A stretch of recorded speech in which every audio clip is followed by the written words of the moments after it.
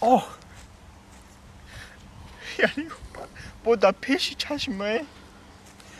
هر وقت نگاه میکنم میسوزم هر وقت نگاه میکنم میسوزم هیچ روزی نکردم همین بخی نمیکرده دیگه هیچ روزی هی سلام علیکم سمندر سازی سلامتی سازی که سلامتی خوبه کار برو خوبه شکر اما هیا جو کنترک اکا یا بار نمیپسی چی حال داری سمندر جان چی حال داری پری را بی پری را دیدی پری را خود پری قدی کاولیر شکو او فهمیدم قدی کاولیر شکو او را ما ایگوداکی دوست می‌داشتم ایگوداکی کلاشی قطو گابدسه مرا نگاه نمیکنه هیچ گپ نداره پری چه یافته هیچ گپ نداره خیلی دیگه می بریم قزق میشه ای من نمیتونم به او دیگه نمیتونم اکا جان یک کاری کردن کو یا راهی نشون میده که همو مهر محبت با من زیاد شوا همین پیش ما بیا خودش بیا پیش ما یا راه نشون میده دلش ای خون شو تو گرم شو اندما مادا گوش کمارا یعنی که در عشق دکتر سوخته ای ما در عشق یعنی که ایغام یو دکتر افغان شدی یعنی که هم دکتر میخوهی او دکتر بسیار میخوام بسیاری گم روحی چی نداره تو فقط ای دور تماشا کو ما 2 مینوت میرم من دکترم تو غوری میکنم 2 مینوت 2 مینوت اکا جان کما ببینم این تیموس اکا جان تماشا داری تماشا داری جد نجم آوازت نبره نجم نه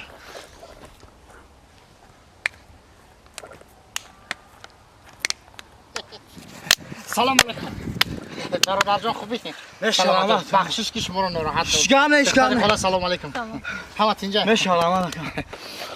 برادر جان بخشش چیز من یک پرسم رحمتی در کنید استغفرالله بگو 95 یا 96 95 اکا 95 اکا اکا بگریز که ابلا اومد ابلا واو سوپر چی چیگاه چی دکتر خلا چیگاه رفتیم که او زن داشته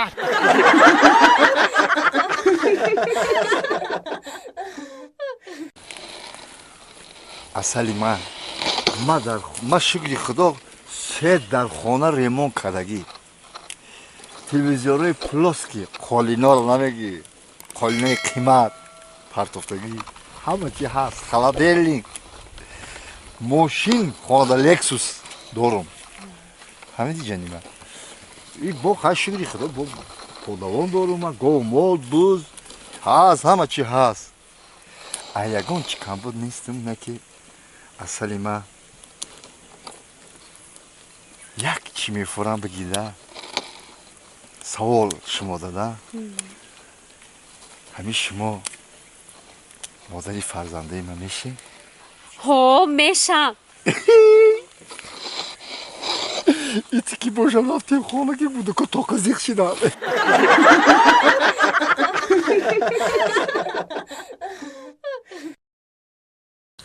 گوش که زنک جان من همون خونی همسایه برم همدردی بیان میکنم میام وای تو کارای خونه رو دیدنگی هم گوپا و علاف که من میام مالی خوب مالی عکیف ولی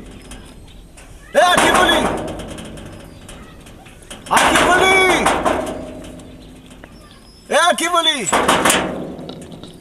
سلام علیکم بیا بدروی مکه سادی نمیرم همسایه جان فهمیدم که اویلتون گذاشتن همدردی ما رو قبول کنید خیلی آدمی تقدیر نصیب آدم یک دم میگن نصیب ده همه را گفتم ده نصیب ده همه که بده همسایه جان اگون خدمت نیست هسته این روزی چهارشنبه بیا یک بقچک داریم هوای میکشتی بسیار نغز میشید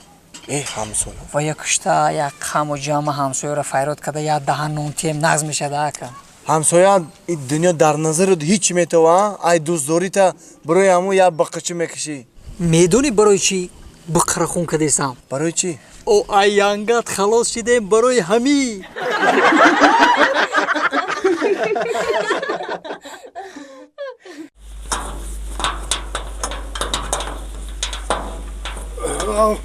السلام علیکم بابی مرگان و علیکم السلام بابی جان سازی تینجی شکر بیا نه گریخ رفته گریخ رفت کی گره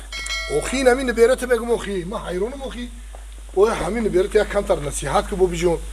همین دو بچه‌ها پویسکو آورده بودن خب اوخی باید که ایروی خودی پویسکو آوردن باید برای همون جای دعوت شدگی باید بروی درست اوخی نمیره این بچه تو گریخته اینو مجبور شدم خودم اومدم گشته سام همین که بفهمم چی گپای میگم خودشو ببینیم خودش یار رو مصلحت کنیم چی گپای اوخی مالی بچم آخی مالش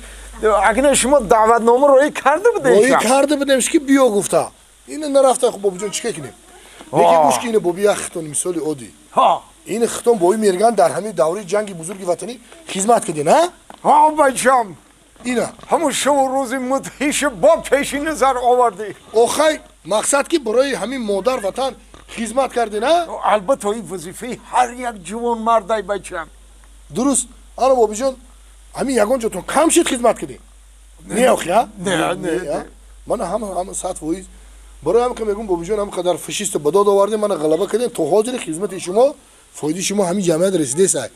نه که همین نبیرت بگم اوخی رحمت بچم اینی میخواد اینم تو گریخ رفت بابی ندیدم ولای گریخ رفت اینم میتونم میگم میشه بریم کلیشه صحبت کنیم بابی او البته میشه او بیا بریم رفتیم خودت ای نزدیک این همین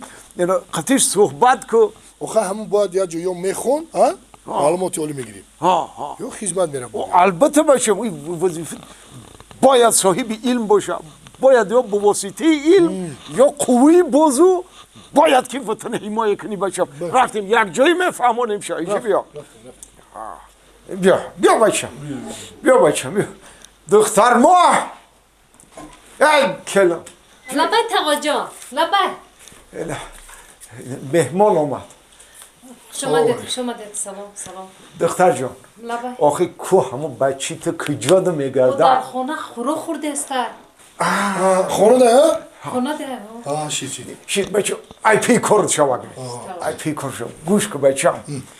اینا من نه این مرحمت خودت بدرا قطعش صحبت کن وظیفه جوانمردی رو بفهمون شا که در آینده من خودت واره یم خیلی یک جوانمردی نازنین شوا شید بابی جون خودم واره خدمتی وطن ادا کنه شید بابی ما حاضر کنم یا صحبت کنیم بدرا بچه کی تسیز بخیر السلام علیکم دادر جان سازی چیکار کار هستی ماما خودشم ماما خورد هستی ماما تا تیستر بخوا 2 ساله تای میری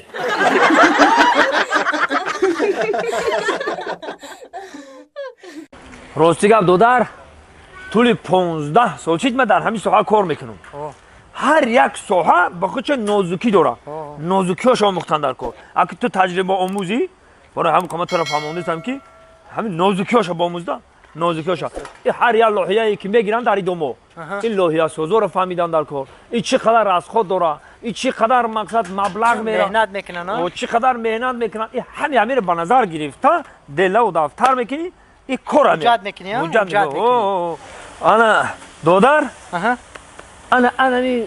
ساختمانی دوم کی ساخته انا مرا یافتن در کار انا بعد خطیبه مقصد برام بوی اون بکن بیارم ها انا می کار که میکنی ولی بس کی جوره اون دختره که میپرسم سلام علیکم خواهر جان السلام علیکم ساز خواهر جان نقص یک دقیقه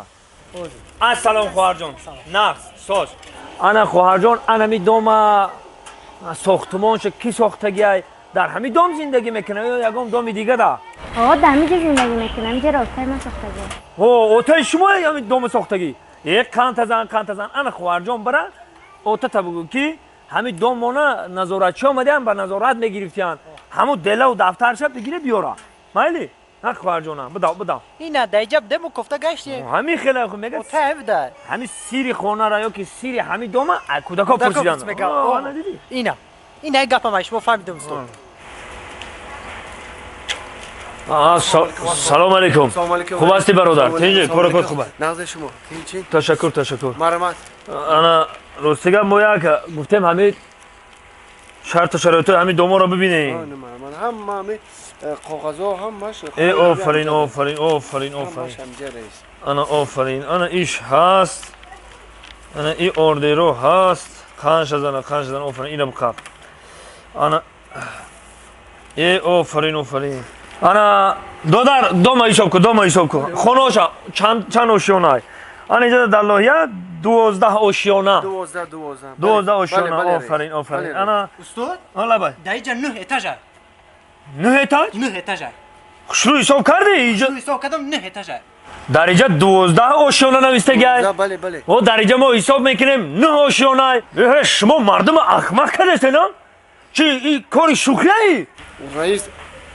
گپ شما توغوری این دوم 12 etaje همه خیکی 3 etajeش زمین در اومده